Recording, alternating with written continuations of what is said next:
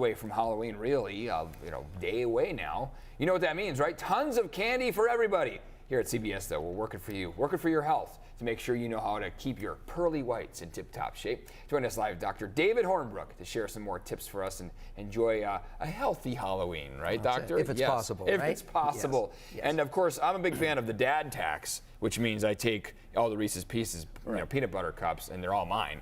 So this segment is not just for the kids and the youth out there, it's for adults as well, because let's be honest, now we maybe taking a little more sugar than our teeth probably enjoy, right? Yeah, I think our teeth enjoy it. I think it's we're taking too much sugar that our teeth shouldn't have. Okay, yeah. So walk us through what happens to our mouth. Anytime we have any sugars, and that could even be carbohydrates from eating the squash that we just got into it. It basically breaks down to simple sugars, and then the bacteria in our mouth metabolize that, which creates acid, which then dissolves to structure. Okay, so what's the message to parents and families out there here for Halloween? What are some simple steps that they can take to keep the oral health in tip-top shape? Yeah, that's a great question. I think we can do that, or at least talk about it twofold. One is our own kids, right?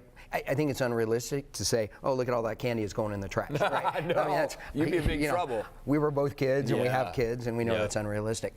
But I think as parents, there's things that we can do. And then also, as the giver of trick-or-treat candy, we can do things to help those kids and their parents, right?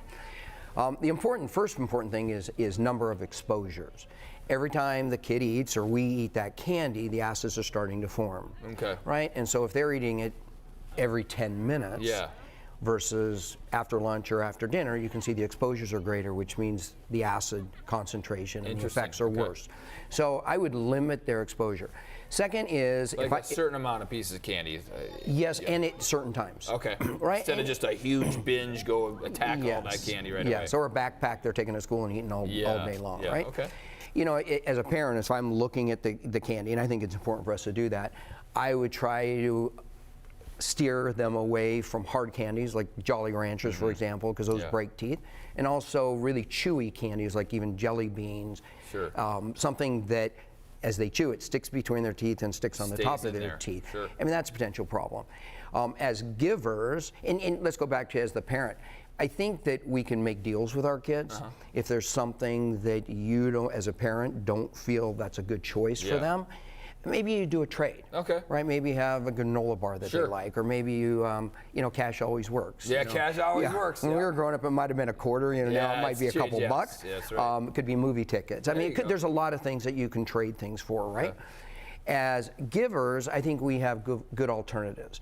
You know, I'm a huge fan of Skinny popcorn. Right? It's in a bag. It's inexpensive. It's healthy. Tasty. And it is tasty, and kids like popcorn. Granola bars also.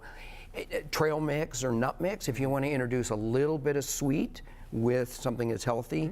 You know, a trail mix has, the M&Ms every once in a while, and raisins, which is always good. If you're going to give fruit, and we were talking about earlier, if you're going to give fruit, or if you're the person on the block that makes banana bread, as a parent, we look at that and think, where'd that fruit come from, where'd the banana bread, and that's usually the thing I would just throw away instantly, not even give them the choice.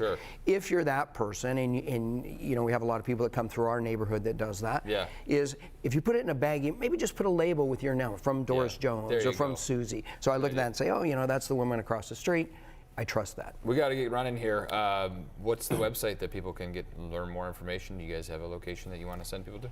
DavidHornbrook.com is our website. Keep rushing. Grab that toothbrush right after, right? Make sure you're doing a good job. Yeah. The last thing I would say is after the kids eat, it's really important for them to rinse. Yes. So again, making a deal with a kid. We're not going to be there at school after lunch, but be able to say, hey, have some candy. That's cool. But rinse real well or brush real well after you eat the candy. Dr. Hornbook, thanks for coming in. It's always good to see you. Stay with us. We're taking a quick break.